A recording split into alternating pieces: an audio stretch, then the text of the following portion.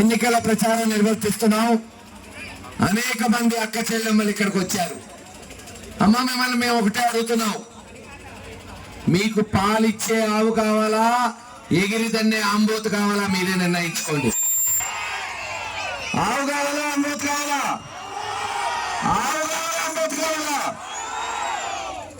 జగన్మోహన్ రెడ్డి గారి ప్రభుత్వం ఆవులాగా హాయిగా రోజు పాలిస్తూ ప్రజలకి ఆ పాల ద్వారా వెన్న గాని, మజ్జిగ గాని, పెరుగు గాని చేసుకోండి, మీ పిల్లల్ని హాయిగా పెంచుకోండి అంటున్న ప్రభుత్వం.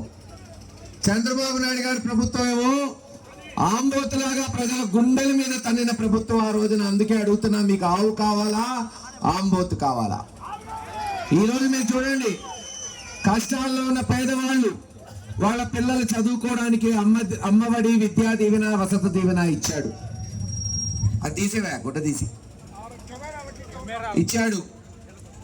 లేదు, ఎక్కడైనా సరే ఈ గోగులపాడు గ్రామంలో ఏ పేదవాడైనా సరే అతనికి జబ్బు చేస్తే హైదరాబాద్ పోయి అపోలో హాస్పిటల్లో వైద్యం చికిత్స చేసుకోవడానికి ఆరోగ్యశ్రీ ఇచ్చాడు.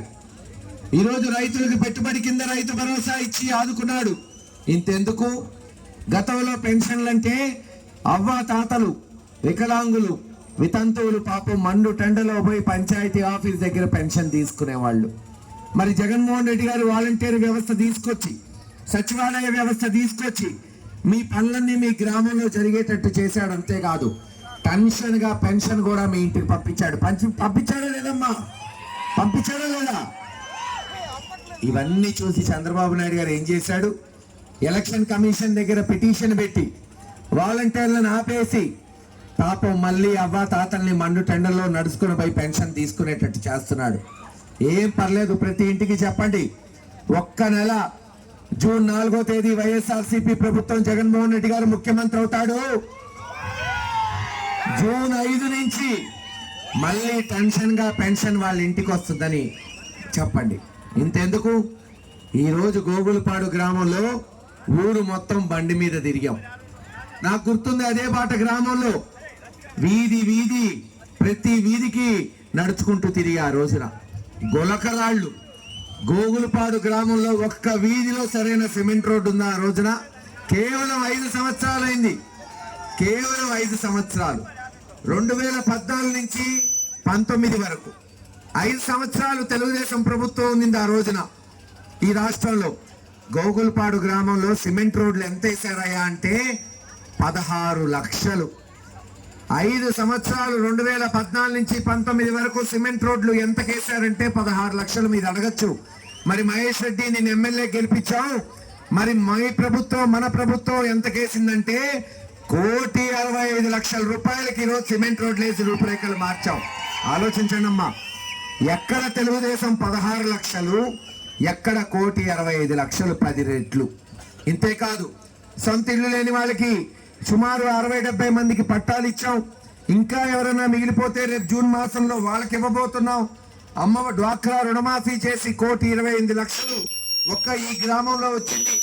సుమారు 60 లక్షలతో స్కూళ్లు బాగు చేశాం.